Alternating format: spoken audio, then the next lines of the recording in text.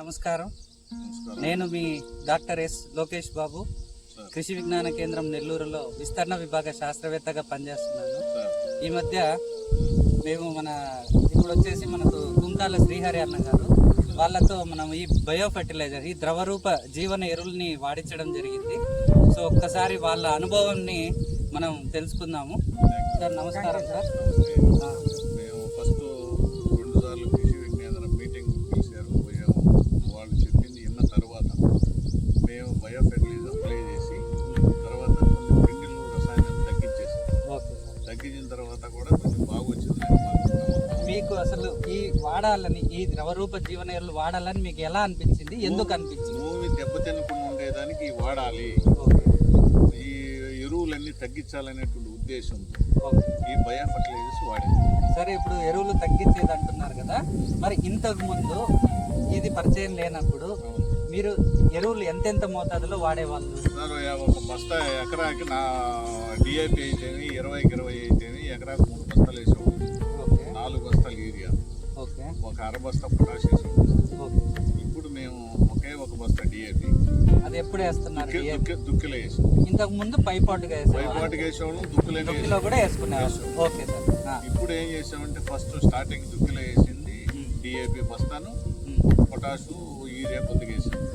తర్వాత 25-20 కిలోస్ మాత్రం యూరియా వాడుకుంటా వచ్చాం. ఒక 4 టైమ్స్ వాడాం. 15 కిలోలు లేదా అరకట్ట వేస్తా వచ్చాం. ఓవరాల్ గా ఇప్పుడు ఈ పంటకు మీరు ఎన్ని బస్తాలు యూరియా వాడారు? నేను 2.5 బస్తాలు. 2.5 బస్తాలు. ఓకే. డిఏపి 1 బస్తా. 1 బస్తా వాడారు. పొటాష్ హాఫ్ బ్యాగ్ పొటాష్ దుక్కిలో వాడారు. అంతే. తర్వాత మేము స్ప్రే చేసాం పొటాష్ పౌడర్. ఎప్పుడు ఏ స్టేజ్ లో స్ప్రే చేస్తారు? మూమెంట్ కరుకు కానీ మనం బిర్ర పొట్ట అని అనుకుంటాం కదా, ఆ స్టేజ్ లో చేసాము. ఏమేం చేసాము? ఈ nano area. Okay sir. Nano DAP, nano copper వాడాం. పేరు కొంచెం కన్ఫ్యూషన్.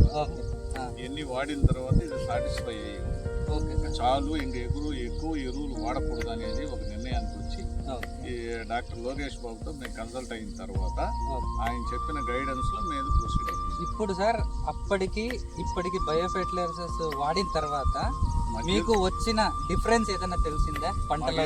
సార్, పంటలేనంటే ప్రతి ఎన్నో పర్ఫెక్ట్ వచ్చేసింది ఒకేసారిగా. రెండోది ఈ దుంప చచ్చిపోవాలి.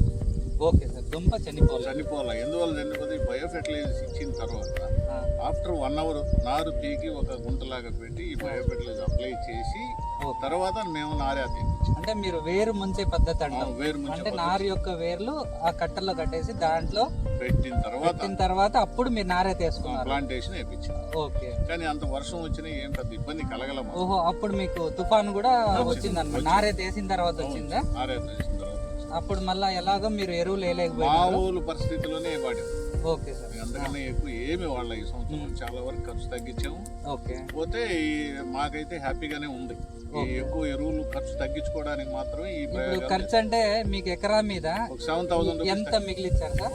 5 నుంచి 7,000 ఎరువుల మీద పెట్టే ఖర్చు తగ్గించారు. చాలా దానికి సందర్భం కూడా మేము మనుషులతో స్ప్రే చేయకుండా డ్రోన్ తో చేయించుకున్నాం. డ్రోన్ వాడాం. ఎందుకని వాడామంటే ఈ లేబర్ ప్రాబ్లం అయిపోయింది. Okay sir. కాస్ట్ ఎక్కువ అయిపోయింది. ఓకే. డ్రోన్ అంటే 2 అవర్స్ లో 15 ఎకర్స్ స్ప్రే చేసి వెళ్ళిపోతుంది. ఓకే. 400 ఛార్జ్ చేశారు అనుకోండి ఎవరికి వచ్చిన లేబర్ కి, 2 అవర్స్ లో వర్క్ అయిపోయింది. ఓకే. మిగతా డే అంతా వేరే వర్క్స్ వాడుకోవడానికి అవకాశం. Okay sir. మీకు ఇంకో క్వశ్చన్ ఏంటంటే, గింజ క్వాలిటీలో మీరు ఏమైనా తేడా గమనించారా? మీ క్వాలిటీ బాగున్నాయి సార్. క్వాలిటీ బాగుంది. ఎలా బాగున్నాయని చెప్తున్నారు? కలర్ వచ్చి గోల్డ్ కలర్ వచ్చి. Okay sir. గింజ స్మూత్నెస్ లో స్మూత్ అంటే గింజ చూసేదానికి బాగుంది. ఓకే. ఇప్పుడు మిల్లర్లు దేన్ని అబ్జర్వ్ చేస్తారు వాళ్ళు మామూలుగా కొనేటప్పుడు? క్వాలిటీ కలర్ చూస్తారు, ప్లస్ గింజ యూనిఫామ్ చూస్తారు. ఓకే. దాంట్లో ఇరుగుడు చూస్తారు, ఎంత ఇరుగుడు పర్సెంటేజ్ వస్తుంది అనేది కూడా. మాకు రైస్ మిల్ ఉన్నది ఫస్ట్ బిగినింగ్ 1896 లో. ఆ సిస్టమ్ మనకు తెలుసు కాబట్టి ఆ బ్రోకన్ రైస్ పర్సెంటేజ్ ఎంత వస్తుంది అని చూస్తాం. ఇంతకుముందు కాలంలో ఎద్దులతో ట్రాక్టర్లతో తొక్కించేవారు. ఇప్పుడు ఒకేసారి హార్వెస్టింగ్ మిషన్ తో కోయిస్తున్నాం కాబట్టి ప్రతి విత్తనము యూనిఫామ్ గానే రైస్ వస్తుంది. ఇప్పుడు రైతులు చాలా మంది చూస్తూ ఉంటారు. ఓకే. వీటికి అయ్యే ఖర్చు చెప్పండి. ఇంతవరకు ఖర్చు తగ్గింది అని చెప్తున్నారు కదా, ఎంత ఖర్చు అయింది ఇప్పుడు ఎకరా మీద మీకు ఎంత ఖర్చు అయింది వీటికి? దీని వరకు అయితే 450 రూపాయలు. ఓహో, అంటే ఒక్కొక్కటి 150 రూపాయలు. 3 వెరైటీస్ తీసుకొచ్చేసి ఇప్పుడు మన నెల్లూరు జిల్లాలో రైతులు వీటిని కొనాలనుకోండి ఎక్కడి నుంచి తెచ్చుకోవచ్చు?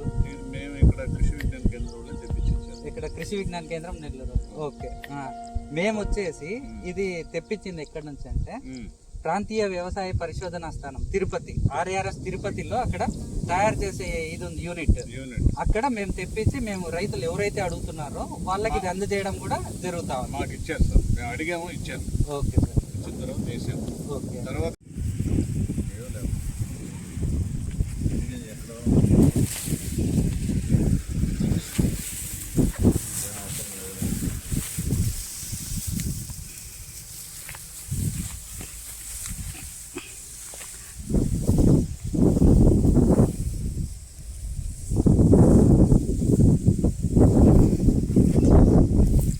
చెప్పి అంటున్నారు కదా, అవును సార్. అది మీరు అంటే అది ఆర్గానికా లేదంటే కెమికల్లా? కెమికల్ కాదు సార్, ఆర్గానిక్.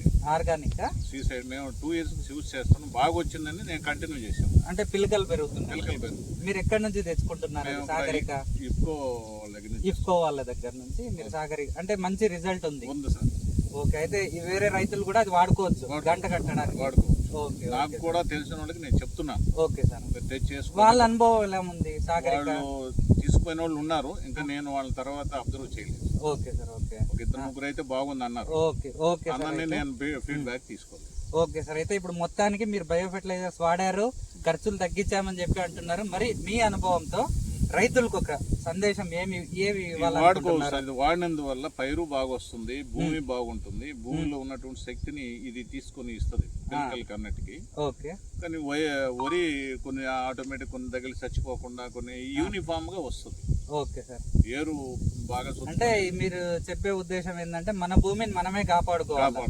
ఎక్కువ మనము ఈ కెమికల్ ఫెర్టిలైజర్స్ వాడకుండా ఇలా కొన్ని ఈ బయో ఫెర్టిలైజర్స్ కానీ ఆర్గానిక్ ఫెర్టిలైజర్స్ కానీ ఇవి కూడా వాడుకుంటూ మనం పండించుకోగలిగితే నెక్స్ట్ తరానికి మనం మంచి భూమిని కూడా అందించగలుగుతాం. Okay sir. సార్ మీ అనుభవాలు తెలిపినందుకు ధన్యవాదాలు sir. Thank you sir. Thank you.